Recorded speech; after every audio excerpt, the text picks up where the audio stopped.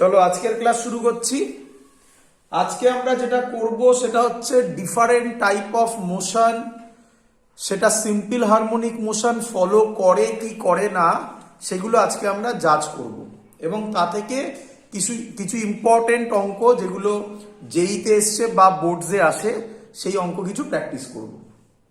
তো প্রথমে আজকে আমরা করছি, প্রথমে মনে হয় আমি আগের ভিডিওতে বলেছিলাম প্রথমে করব স্প্রিং সিস্টেম। স্প্রিং সিস্টেমটা পরে করাচ্ছি because for board purpose simple পেন্ডুলামটা বেশি ইম্পর্টেন্ট। তার আগে সিম্পল পেন্ডুলাম করাই, তারপর স্প্রিং সিস্টেম করব, আজকেই করব। তো ফার্স্টে হেডিং দাও সিম্পল পেন্ডুলাম। আচ্ছা, এটা করার আগে কিছু জিনিস তোমাকে একটু জেনে নিতে হবে। কি জিনিস জেনে নিতে হবে যেগুলো তোমরা জানো সবাই, তবুও আমি একবার একটু বলে দিচ্ছি। নাম্বার ওয়ান, ফর সিম্পল, আমি সিম্পল পেন্ডুলাম এখন পড়াচ্ছি না, আমি আগে কনসেপ্ট বলছি। For SHM the equation will be F net is equal to minus kx। সবার জানা, আগের দিন সব করানো হয়েছিল। কে মানে ভালো করে শুনবে, কে মানে আমরা জেনারেলি বলি স্প্রিং কনস্ট্যান্ট, বাট এখানে তুমি বলো সেটাকে SHM কনস্ট্যান্ট। স্প্রিং হলে কে কে SHM বলবে, সরি যদি স্প্রিং হয় তখন কে কে স্প্রিং কনস্ট্যান্ট বলবে, আদারওয়াইজ বলো SHM কনস্ট্যান্ট। আচ্ছা, নেক্সট কি, নেক্সট নাম্বার 2 ফর্মুলা তোমরা জানো, এটাও জানো, omega square is equal to K by M. এবং এখান থেকে আমরা বলতে পারি, এখান থেকে আমরা বলতে পারি ওমেগা ইজ ইকুয়াল টু, সব আগের দিন করানো, কে বাই এম। ওমেগা মানে 2 pi by T is equal to root over K by M. তাহলে টি হবে 2 pi root over M by K. এই ফর্মুলাটা, এইটা আর এই ফর্মুলা মনে রাখতে হবে। আজকে আমরা খুব ইউজ করব এই ফর্মুলাগুলোকে। সবার এত অবধি জানা, যা আমি বোর্ডসে লিখেছি এগুলো সব আমাদের আগে করানো, এত অবধি জানা সবার? চলো আজকে আমরা শুরু করছি এবারে। আচ্ছা, কিভাবে করতে হয় আগে তোমাকে আমি বলেছিলাম আমি জেনারেল কনসেপ্ট ফলো করব। ভালো করে শুনবে, খুব ইম্পর্টেন্ট বলছি। জেনারেল কনসেপ্ট লিখে রাখতে পারো এখানে। কি general concept? Number one, first concept, যে কোনো জিনিসের জন্য, যে কোনো মোশন তোমাকে যদি প্রুফ করতে দেয়, যে কোনো motion proof this is simple harmonic motion, তাহলে আমি যে পয়েন্টগুলো বলছি এই পয়েন্টগুলোকে তোমাকে অবজার্ভ করতে হবে বা জাজ করতে হবে, তাহলেই তুমি ক্লু পেয়ে যাবে সেটা SHM কি SHM নয়। কি point? Number one point, find equilibrium position. Find equilibrium position. Equilibrium position find out করতে হবে। ম্যাক্সিমাম কেসে ইকুইলিব্রিয়াম পজিশন ফাইন্ড আউট করা খুব ইজি হবে, বাট কঠিন প্রবলেমে, জয়েন্টের অ্যাডভান্সের প্রবলেমগুলোতে ইকুইলিব্রিয়াম খুঁজে পাওয়া এত ইজি নাও হতে পারে। তাই তখন ম্যাথামেটিক্যালি কোন জিনিসটা দেখবে? দেখবে ইকুইলিব্রিয়াম পজিশন হচ্ছে সেই পজিশন যেই পজিশনে ফোর্স হবে 0। বলো ক্লিয়ার কিনা? এরপরে আমি এক্সাম্পল করাবো, এক্সাম্পল করালে একদম ক্লিয়ার হবে, 100% ক্লিয়ার হবে। বাট আপাতত পয়েন্টগুলো নোট ডাউন করে নাও যে প্রথমে ইকুইলিব্রিয়াম পজিশন ফাইন্ড আউট করতে হবে। দেখে বলে দেওয়া যায় বেশ কিছু জায়গায় যে কোনটা ইকুইলিব্রিয়াম পজিশন হবে, এরকম প্রবলেমই ম্যাক্সিমাম থাকবে। বাট যদি তুমি দেখে বলতে না পারো তাহলে ওই প্রবলেমকে জিজ্ঞাসা করো যে কোথায় নেট ফোর্স, আরো বেটার নেট ফোর্স 0, কোথায় নেট ফোর্স 0। যেখানে নেট ফোর্স 0 পাবে সেটা হচ্ছে ইকুইলিব্রিয়াম পজিশন। বলো বুঝলে কিনা? হ্যাঁ স্যার। নাম্বার 2 পয়েন্ট, তারপরে কি করবে? Displace the object. Displace the object from it's mean position, mean position by x। তারপরে তাকে ডিসপ্লেস করবে মিন পজিশন থেকে কত ডিসপ্লেস করবে? এক্স ডিস্টেন্স ডিসপ্লেস করবে। বলো বুঝলে কিনা? হ্যাঁ স্যার। এরপরে কি করবে? ওর সাথে লিখছি and find net force. Displace করলে তো আর ফোর্স জিরো হবে না, কারণ ইকুইলিব্রিয়ামেই ফোর্স জিরো। ইকুইলিব্রিয়াম পয়েন্ট থেকে যদি তুমি তাকে ডিসপ্লেস করো তাহলে সেখানে তো আর ফোর্স জিরো হবে না। তাহলে ফাইন্ড করবে নেট ফোর্স, এবং যে ফোর্সটা ফাইন্ড হবে সেই ফোর্সটাকে 3 নম্বর পয়েন্ট ইকুয়েট করবে মাইনাস কে এক্স এর সাথে। এই যে মাইনাস কে এক্স ছিল একদম। এই তিনটে পয়েন্ট তুমি যদি ক্লিয়ার করে ফেলতে পারো দেখবে এসএইচএম কত সহজে বুঝতে পারবে। ক্লিয়ার এত অবধি? আমি এবার এক্সাম্পল দিয়ে করাবো, ক্লিয়ার হবে। এই তিনটে পয়েন্ট মাথায় রেখে দাও, খুব কাজে লাগবে। ক্লিয়ার এত অবধি? হ্যাঁ স্যার। চলো তাহলে আমরা আজকে প্রথম শুরু করছি সিম্পল পেন্ডুলাম। আচ্ছা, তো সিম্পল পেন্ডুলাম কি হবে? কাকে বলে সিম্পল পেন্ডুলাম? এটাকে বলে সিম্পল পেন্ডুলাম। এখান থেকে একটু সরালাম, ওটা পরে, এই পয়েন্টগুলো পরে হোল্ড করাচ্ছে, আগে এমনি ভেবে নাও। এই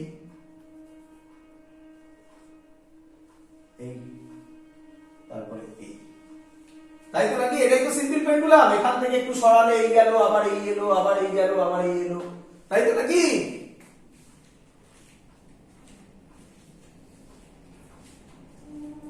হ্যাঁ স্যার। চলো ভালো করে দেখো। আচ্ছা, যদি আমি ধরি এই অ্যাঙ্গেলটা থিটা, এটা এরকম ভাবে মুভ করছে, তাই না? ভালো করে শোনো, this is not SHM, this is not simple pendulum. আর সহজ কথা, সিম্পল পেন্ডুলাম। কোশ্চেন হলো কেন? সিম্পল পেন্ডুলাম হতে গেলে, ভালো করে শোনো, সিম্পল পেন্ডুলাম হতে গেলে এই থিটাটাকে স্মল হতে হবে। যদি থিটা স্মল না হয় তাহলে এই পেন্ডুলামটা কি, আমরা কি জানি, সিম্পল হারমোনিক মোশন হতে গেলে তাকে স্ট্রেট পাথে মুভ করতে হবে। এটা x = 0, এটা x = a, এটা x = a। বাট আমরা এখানে পরিষ্কার দেখতে পাচ্ছি এটা একটা সার্কুলার মোশন মতো করছে। কেন? থিটা স্মল নয়। তাই খুব ইম্পর্টেন্ট, থিটা যদি স্মল হয় তাহলে আমি এটা এরকম ভাবতে পারি। দেখো ছবিটা, বোঝার চেষ্টা করো। এইটা থিটা, ভাবো এবারে। দেখো প্রায় স্ট্রেট লাইন মুভ হচ্ছে, কি রে?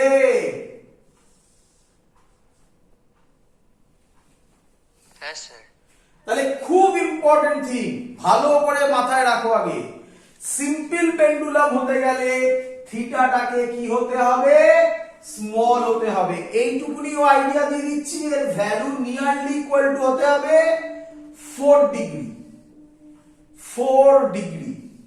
যদি এটা 4 ডিগ্রির মধ্যে হয় তাহলে রাফলি এই পাথটা স্ট্রেট লাইন পাথ হবে নাকি কার্ভ পাথ হবে। তাহলে সিম্পল পেন্ডুলাম মানে এই ছবি নয়, এটাকে বলা হয় সিম্পল পেন্ডুলাম। বলো ক্লিয়ার কিনা? স্যার থিটার রেঞ্জটা কি 4 to 15 ডিগ্রি? হ্যাঁ, রাফলি না, 4 to নয়, আরো কম, 1 2 যা ইচ্ছা করতে পারো। মানে ম্যাক্সিমাম 15 ডিগ্রি বলা হয়, বিভিন্ন বইতে বলে, বাট আমরা রাফলি বলি 4 ডিগ্রি। যত কম হবে তত ভালো। ক্লিয়ার? হ্যাঁ স্যার। চলো তাহলে আমরা আবার চলে যাচ্ছি, এটা কনসেপ্ট বললাম। তাহলে আমরা চলে যাচ্ছি পেন্ডুলামের ছবিতে। পেন্ডুলামের ছবি তাহলে কি রকম হবে আশা করবো এবার সবাই বুঝতে পারবে। এটা হবে পেন্ডুলামের ছবি। বলো সবাই বুঝলে কিনা? এটা হবে পেন্ডুলামের ছবি। এটা থিটা, এই মুভ করলো। বলো ক্লিয়ার কিনা সবার? হ্যাঁ স্যার। চলো এবার ভালো করে ফলো করো। এর আমি আচ্ছা না, এটা প্রথমে এটা এটা হবে ছবি, বাট আমি এটা করব না, এটাকে এই রাখলাম, আবার মুছে দিলাম। আচ্ছা, পেন্ডুলামটা এখান থেকে এদিকে যাবে, আবার এই আসবে, আবার এদিকে যাবে, আবার এই আসবে। বলো, এখানে যেমন দেখেই বলা যাচ্ছে, এই পয়েন্টগুলোকে হোল্ড করাও, দেখো বলো ইকুইলিব্রিয়াম পজিশন কোনটা হবে? যদি বুঝতে প্রবলেম হয় তাহলে তোমরা আমাকে বলো কোন পয়েন্টে নেট ফোর্স 0 হবে? এই পয়েন্টটায়? স্যার এই পয়েন্টটাতেই। এই পয়েন্টটাতেই নেট ফোর্স 0 হবে, তাহলে এটাই ইকুইলিব্রিয়াম পজিশন হবে। বলো বুঝলে কিনা? হ্যাঁ স্যার। এবার কি বলেছে? Displace the object from its mean position by X. এদিকেও করতে পারো, এদিকেও করতে পারো, যেদিকে ইচ্ছা। আমি এদিকে করলাম। কতটা ডিসপ্লেস করলাম বলো? কতটা করলাম? এক্স ডিসপ্লেস করলাম। বলো বুঝলে কিনা? হ্যাঁ স্যার। চলো এবার কি বলেছে? এবার বলেছে and find net force। কিভাবে বার করব দেখো।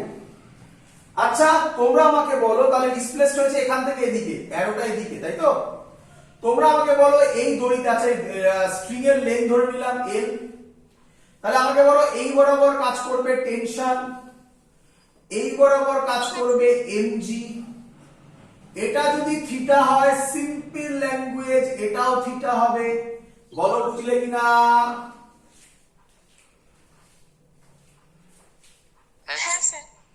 চলো এটা যদি থিটা হয় তাহলে আমি বলতে পারি এটা mg, তাহলে আমি বলতে পারি এই বরাবর হবে mg cos থিটা, এই বরাবর হবে, এই বরাবর হবে, ভালো করে দেখো, mg sin থিটা।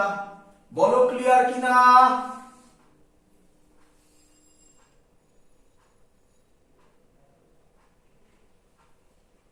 হ্যাঁ sir clear. mg cos theta tension cancelled out হয়ে যাবে, কারণ উপরে টেনশন, নিচে mg cos থিটা, পড়ে থাকলো শুধু mg sin থিটা। তাহলে mg sin থিটাটাই হবে নেট ফোর্স। বলো বুঝলে কিনা?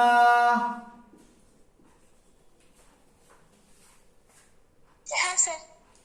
এবার বলো বডিটা ডিসপ্লেসড হয়েছে কোন দিকে? কোন দিকে?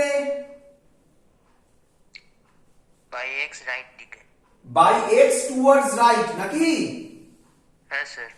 ফোর্স কাজ করছে কোন দিকে? Towards left. তাহলে একটা কি সাইন আসবে? মাইনাস। বলো ক্লিয়ার কিনা?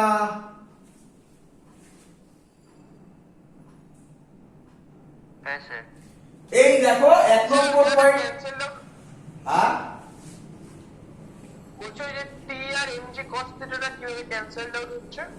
কারণ mg cos থিটা যেদিকে, টি ঠিক তার উল্টো দিকে, তাহলে টেনশন mg cos থিটাকে ব্যালেন্স আউট করে দিচ্ছে।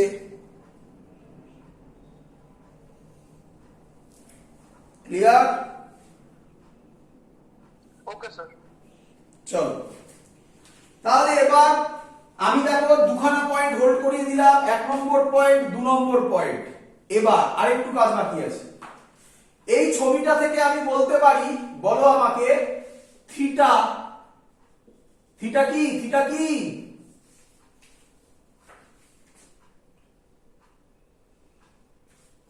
থিটা কি? স্মল। স্মল। স্মল 4 যদি থিটা স্মল হয়, আমি তোমাদের শিখিয়েছিলাম sine theta nearly equal to theta. কি রে? হ্যাঁ হ্যাঁ স্যার। তাহলে আমি লিখতে পারি সাইন থিটা হবে পারপেন্ডিকুলার, পারপেন্ডিকুলার মানে এর উল্টো দিকে, যেটা এটা, এটা যদি 90 ডিগ্রি হয় তাহলে হাইপোটেনাস এটা, এটা এল হলে এটাও এলই হবে। তাহলে সাইন থিটা হবে এক্স বাই এল। বলো বুঝলে কিনা? দেখো বোঝো ভালো করে, এটা দড়ি, স্ট্রিংটাকে আমি এদিকে সরালাম। আরে স্ট্রিং তো আর এক্সটেন্সিবল নয়, আমরা তো বলেছি সব স্ট্রিং কি স্ট্রিং হয়, ইনএক্সটেন্সিবল স্ট্রিং। তাহলে লেন্থ থোড়াই বাড়বে, তাহলে লেন্থ সেমই থাকবে। এটা যদি এল হয় তাহলে এটাও এল, তাহলে perpendicular by hypotenuse X by L. বলো বুঝলে কিনা? স্যার ভিডিও হেজি হয়ে গেছে, হ্যাঁ ভিডিও হেজি হয়ে গেছে। তাহলে বলো সাইন থিটা হলো এক্স বাই এল। ক্লিয়ার সবার? হ্যাঁ স্যার। তাহলে সাইন থিটার জায়গায় আমি বসিয়ে দেব minus m g x by l. এবার আমি 3 নম্বর পয়েন্ট হোল্ড করাবো। 3 নম্বর পয়েন্ট কি ছিল? এফ নেট মানে মাইনাস কে এক্স হয়, এটা এসএইচএম এর ইকুয়েশন। তাহলে আমি এফ নেট এর জায়গায় লিখে দেব minus k x is equal to minus m g x by l. Minus minus কেটে গেল, কে হবে এক্স এক্স কেটে গেল, কে হবে এম জি বাই এল। বলো ক্লিয়ার কিনা? হ্যাঁ স্যার ক্লিয়ার। আচ্ছা, কোথায় করি এবারে? উপরে করছি, এখানে করছি। টাইম পিরিয়ডের ফর্মুলা আমরা কি জানি?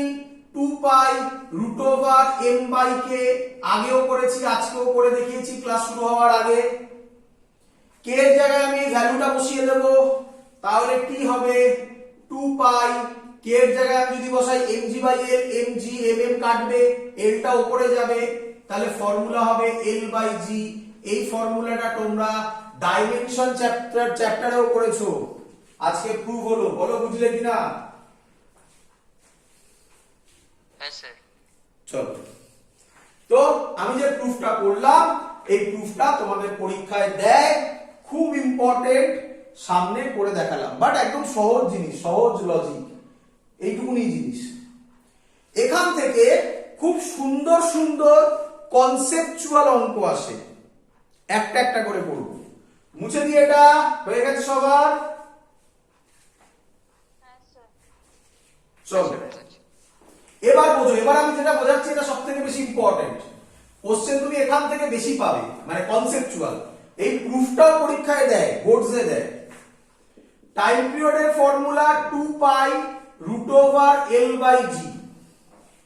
তোমাকে কি বলছে ভালো করে শোনো, প্রথম কোশ্চেন, প্রথম টাইপের কোশ্চেন। আচ্ছা তার আগে কিছু কথা বলে নি, বলো আমাকে এই এলটার মানে কি? এই এলটার মানে কি? এই এলটার মানে হচ্ছে এফেক্টিভ লেন্থ। কি বললাম? Effective length. এই এলটার মানে হচ্ছে এফেক্টিভ লেন্থ। কোশ্চেন হচ্ছে স্যার এফেক্টিভ লেন্থ কাকে বলে? ভালো করে শুনো। এফেক্টিভ লেন্থ মানে হচ্ছে, আমি যদি বড় করে আঁকি, এই হলো আমার ববটা। যারা যারা ভাবছো এটা এল, অ্যান্সার না। এল হচ্ছে এ, বলো এই, এটা একটা বব, বড় করে এঁকেছি আমি। এর সেন্টার অফ মাস কোথায় হবে? সেন্টারে হবে। সেন্টার অফ মাস যদিও আমাদের এখনো চ্যাপ্টার করা হয়নি, বাট এটুকুনি তোমাদের আমি বুঝিয়েছি। সিমেট্রিক বডি হলে সেন্টার অফ মাস সেন্টারে হয়। সিমেট্রিক যদি না হয়, যে পোরশন ভারী হবে সেন্টার অফ মাস সেই দিকে মুভ করে। দ্যাটস অল, আর কিছু আপাতত জানার দরকার নেই। যেহেতু এটা symmetric body, centre of mass সেন্টারই হবে। তাহলে এল এটা নয়, এটা এল নয়, এল হচ্ছে এই পুরো পোরশনটা হচ্ছে এল। মানে সহজ কথায় এটা হলো লেন্থ অফ স্ট্রিং প্লাস এটা হলো, এইটুকুনি হলো রেডিয়াস অফ বব। বলো সবাই বুঝলে কিনা? হ্যাঁ স্যার। চলো, এটা প্রথম important concept. Second important concept, এই জিটা কি বলো? Acceleration due to gravity. হ্যাঁ, বাট এটা জি নয়, ভুল দেওয়া হয়। বাট পরীক্ষায় তোমরা ওইভাবেই প্রুফ করবে, পরীক্ষায় প্রুফ করতে দেবে। Proof time period of a simple pendulum t is equal to 2 pi root over L by G ওভাবেই করবে। বাট এবার দেখতে গিয়ে কথা বলছি, জিটা জি নয়, জিটা কি এখানে বুঝতে পারবে, সব বুঝতে পারবে, ধৈর্য ধরে থাকো। এফেক্টিভ জি, এফেক্টিভ বা এফেক্টিভ না বলে এই কথা বলো, এফেক্টিভ বলে বা রেজাল্ট্যান্ট জি।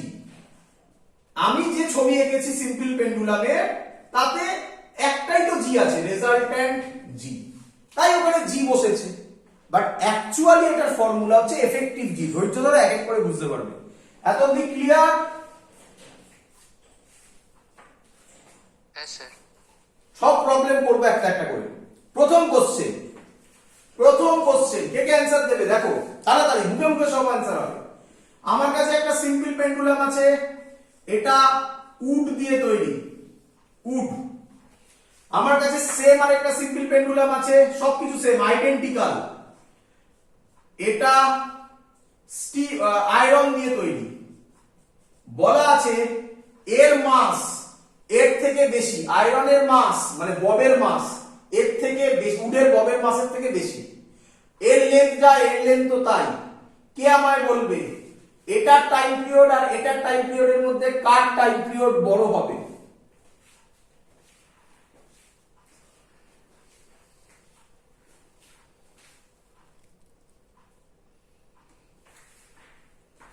কোশ্চেন বোঝা গেছে?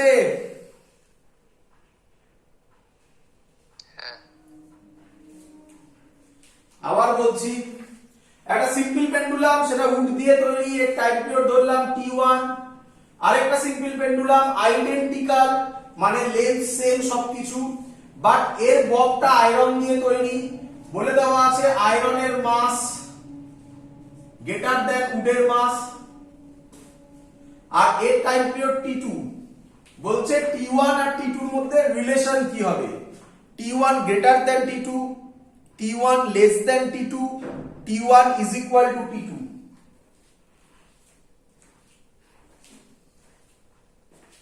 কেউ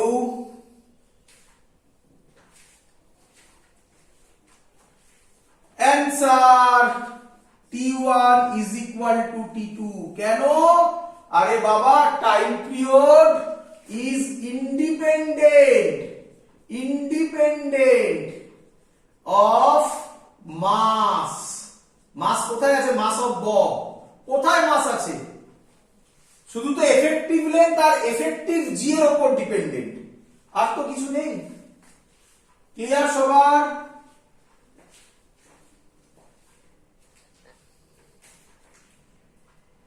ক্লিয়ার সবার? হ্যাঁ স্যার।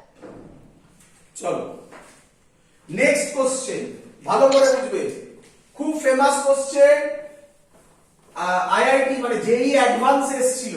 এবার যেটা বলতে চলেছি, জেই অ্যাডভান্স এসেছিল। একটা সিম্পল পেন্ডুলাম আছে, তার ববটা হলো বব, তার মধ্যে জল ভর্তি করে দিয়েছে, জল ভর্তি করে দিয়েছে, এবং এখানে একটা হোল করা আছে, এই হোলটাতে একটা প্লাগ লাগিয়ে দিয়েছে। বলো এত অব্দি বুঝলে কিনা?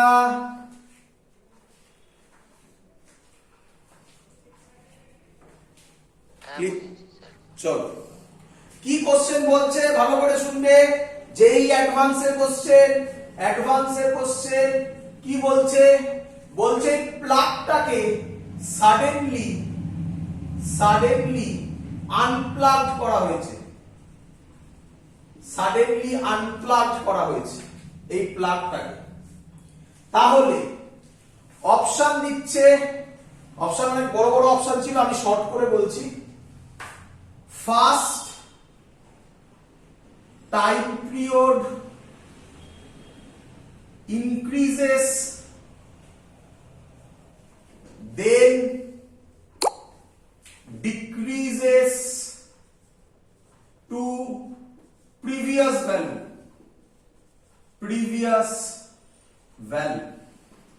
second option ফার্স্ট, একই মানে টাইম পিরিয়ড ক্যাপিটাল টি করে দিলাম, ফার্স্ট টাইম পিরিয়ড ইনক্রিজেস ছিল, decreases then increases to previous value. Third, time period remains constant. Last time period increases. কোন অপশনটা কারেক্ট হবে? বলো, কোশ্চেন ক্লিয়ার কিনা?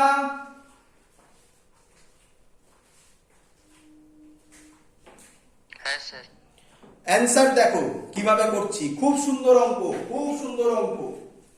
আচ্ছা, এই যে টাইম পিরিয়ডের ফর্মুলা, এই লেন্থটা কি length? Effective length. Effective length কোথা থেকে মাপা হবে? এইটুকুনি এফেক্টিভ লেন্থ, নাকি এর centre of the effective length? Sir centre অবধি। সেন্টার অবধি। এর খানিকক্ষণ বাদে, কেন সেন্টার অবধি? সেন্টারে সেন্টার অফ মাস লাই করবে, কারণ বডিটা সিমেট্রিক। জল ভরে নিয়েছো তো কি হয়েছে? বডি তো সিমেট্রিক। এবার কি বলেছে? প্লাগটাকে সাডেনলি আনপ্লাগ করে দিয়েছো, তার মানে আর প্লাগটা নেই, প্লাগটা খুলে গেছে, প্লাগটা নেই। প্লাগ যদি খুলে যায়, জল নিচে পড়ে যাবে, খানিকক্ষণ বাদে এর ছবি হবে এরকম। বলো বুঝলে কিনা? আরে জল কি সাথে সাথে সব বেরিয়ে যাবে? আস্তে আস্তে বেরোবে, খানিকক্ষণ বাদে এরকম একটা ছবি হবে। কি রে? হ্যাঁ স্যার। কে বলবে এখন কি ববটা সিমেট্রিক নাকি খানিকটা হলো, খানিকটাতে জল আছে? স্যার খানিকটা হলো, খানিকটা জল। তাহলে বডি সিমেট্রিক নয়। স্যার বলেছিল বডি যদি সিমেট্রিক না হয়, সেন্টার অফ মাস কোন দিকে শিফট করবে? যেদিকে বডির ওয়েট বেশি। কোন দিকে বডির ওয়েট বেশি? ওপরে না নিচে? নিচে। তাহলে সেন্টার অফ মাস আর এটা হবে না, সেন্টার অফ মাস নিচের দিকে শিফট করবে। তাহলে এফেক্টিভ লেন্থ এল কি হয়ে গেল? বেড়ে গেল। এল যদি বেড়ে যায়, টাইম পিরিয়ড কি হয়ে যাবে? ইনক্রিজ করে যাবে। বলো এত অবধি বুঝলে কিনা? হ্যাঁ স্যার বুঝেছি। খানিকক্ষণ বাদে সব জল বেরিয়ে যাবে। সব জল যদি বেরিয়ে যায়, বডিটা সিমেট্রিক হলো না এখনো অ্যাসিমেট্রিক হয়ে আছে? সিমেট্রিক হয়ে গেছে। সিমেট্রিক হলে সেন্টার অফ মাস আবার কোথায় ব্যাক করবে? Centre of body. তাহলে এবার এফেক্টিভ লেন্থ কি হলো? কমে গেল। তাহলে এল এবার কমে গেল, টি এবার কি হবে? টিও কমে যাবে। কমে গিয়ে কোন ভ্যালু? এটাই কি প্রিভিয়াস ভ্যালু ছিল না? হ্যাঁ স্যার প্রিভিয়াস ভ্যালু। তাহলে অ্যানসার হবে time period first increases then decreases to its previous value. Time period first increases then decreases to its previous value. First option clear? Sir হ্যাঁ। বলছি এটা কমে গেল কিভাবে স্যার? প্লাগটা তো এক জায়গায় আছে, ওই জায়গাটা একবার বলুন তো। প্লাগ তো নয়, সেন্টার অফ মাসটা কথা হচ্ছে। যেই সব জল বেরিয়ে গেল, বডিটা আবার সিমেট্রিক হয়ে গেল। সিমেট্রিক হয়ে গেলে সেন্টার অফ মাস আবার আগের জায়গায় ব্যাক করবে। আগের জায়গায় ব্যাক করা মানে আগে তো নিচের দিকে নেমে গেছিল, আবার আগের জায়গায় ব্যাক করা মানে তো উল্টো দিকে আবার মুভ করলো, কমে গেল তো সেন্টার অফ এফেক্টিভ লেন্থটা তো কমে গেল। ও মানে অ্যাসিমেট্রিক থেকে সিমেট্রিক হলো। হ্যাঁ, অ্যাসিমেট্রিকটা আবার সিমেট্রিক হয়ে গেল যখন সব জল বেরিয়ে যাবে। ঠিক আছে স্যার। তো খুব সুন্দর অঙ্ক এটাও। নেক্সট, বুঝতে পারছো কিরকম কোশ্চেন থাকবে? নেক্সট যেটা আমি বলতে চলেছি এটাও খুব ইম্পর্টেন্ট, খুব ইম্পর্টেন্ট। মুছে দিয়ে এটা হয়ে গেছে সবার? টাইম পিরিয়ডের formula T is for simple pendulum, time পিরিয়ডের formula 2 pi root over l by g পড়বে না, কি পড়বে? L by g effective. কেন বললাম এবার বুঝতে পারবে। চলো, একটা লিফট নিলাম, খুব ইম্পর্টেন্ট, একটা লিফট, এটা কি লিফট, তার উপরে একটা সিলিং থেকে একটা সিম্পল পেন্ডুলাম ঝুলিয়ে দিলাম। লিফটটা উপরের দিকে উঠছে এ অ্যাক্সিলারেশনে, বলো বুঝলে কিনা?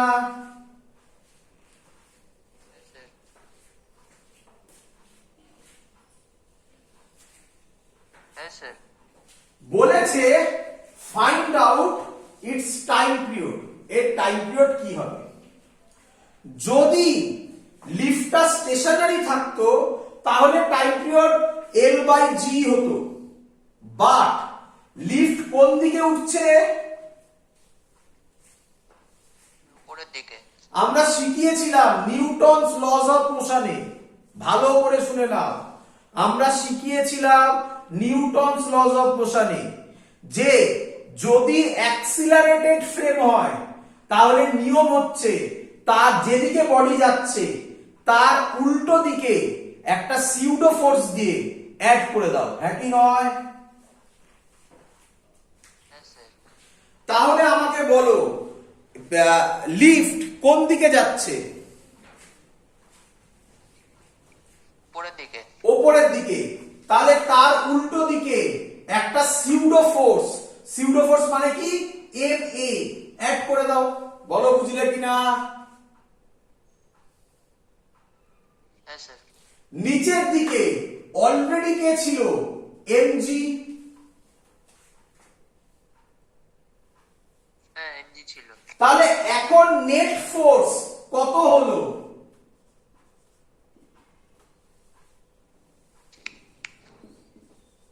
এম জি প্লাস এ, কি রে?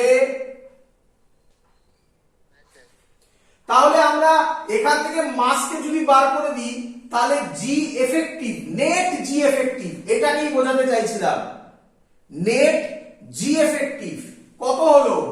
মাস বাদ দিয়ে দে, তাহলে জি প্লাস এ, তাহলে টাইম পিরিয়ড হবে 2 pi root over l by g plus a. বুঝতে পেরেছিস এই জি এ কেন জি এফেক্টিভ লিখেছিলাম?